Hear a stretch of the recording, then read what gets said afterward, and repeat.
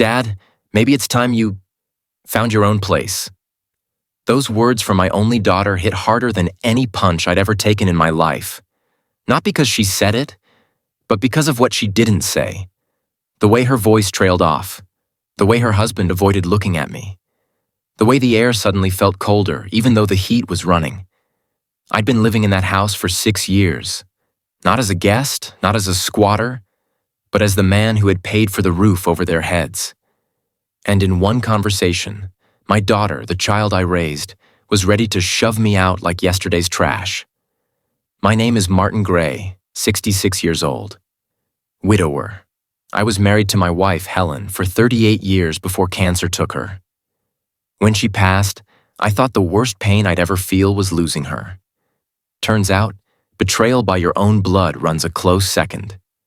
Back then, my daughter Samantha was just starting her life with her husband, Eric. They had a baby on the way, a fixer-upper house, and barely enough money to keep the lights on. I didn't think twice. I sold my own home and moved in with them. Not as a burden, but as a partner. I poured $240,000 from my savings and Helen's life insurance into renovating that place.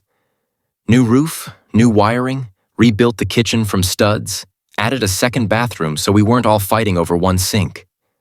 I also paid off their mortgage. The deed was in my name. At the time, I didn't think it mattered.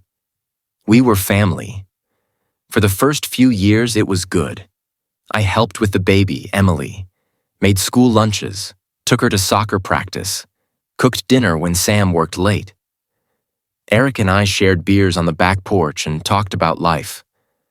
I was the quiet support beam of that household, making sure bills were paid and repairs were handled.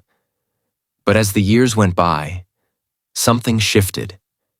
It started small, little sighs when I asked about weekend plans, whispered conversations that went quiet when I walked into the room, then bigger things, family dinners without me, Emily's school concerts I wasn't invited to. When I asked, Sam would say, "Oh, we didn't think you'd be interested," or "It was last minute." I chalked it up to busy schedules, but deep down, I knew the warmth we once had was cooling fast. It was a rainy Tuesday in November when it all came to a head. I was in the kitchen, peeling potatoes, when Sam and Eric walked in. Sam looked rehearsed. Eric stood behind her, arms crossed. "Dad," she started, "you've been living with us for a long time. Eric and I think maybe it's time you found a place of your own. You know, somewhere quieter, more suited to you." I put down the peeler. "Are you asking me to move out of my own house?" Eric shifted uncomfortably. "Well, technically, I cut in. My name is on the deed. This is my house." Sam's cheeks flushed. "That's just a formality. You put it in your name for tax reasons. You always said it was ours." I stared at her, really stared, and saw something I hadn't noticed before entitlement. That night, lying in bed, I replayed the conversation. Every sacrifice I'd made, every bill I'd paid, every time I'd been left out of family plans. I could have confronted them again, shouted, demanded respect. Instead, I decided to give them exactly what they wanted, and more than they bargained for. The next morning, I called a realtor friend, told her I wanted to list the house. Cash buyers only. Quiet sale. Within 2 weeks, we had an offer well above market value. I signed the papers without telling Sam or Eric. Closing was set for the day after Christmas. Christmas Eve came. The house was decorated, but it felt hollow. Sam was polite but distant. Eric avoided me. Emily barely made eye contact. After dinner, I asked everyone to gather in the living room. "I have an announcement," I said, holding a manila envelope. "I wanted to give you all your Christmas gift early." Sam smiled thinly. "You didn't have to get us anything, Dad." "Oh, I didn't," I said, handing her the envelope. "That's the sale agreement. The house is sold. Closing's tomorrow." Her smile evaporated. "You... what?" Eric blinked like he'd been slapped. "You can't just sell our house." It's my house, I said calmly. You wanted me gone. Now we'll all be gone.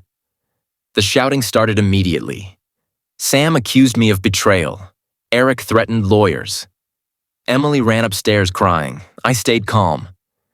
You have 30 days to vacate. The new owners are very understanding. They even offered to buy some of the furniture.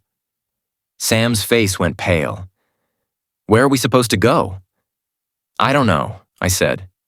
But I do know you wanted me out, so consider this. A Christmas wish granted.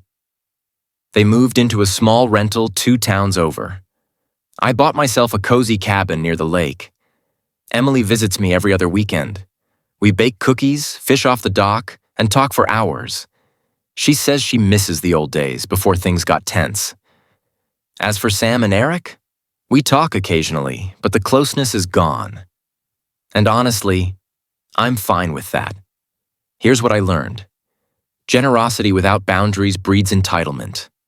I gave them everything, thinking it would make them grateful. Instead, it made them think they were owed. When they pushed me out, they didn't expect I'd walk away with the floor under their feet. Now my home is mine. My peace is mine. And that's worth more than any house.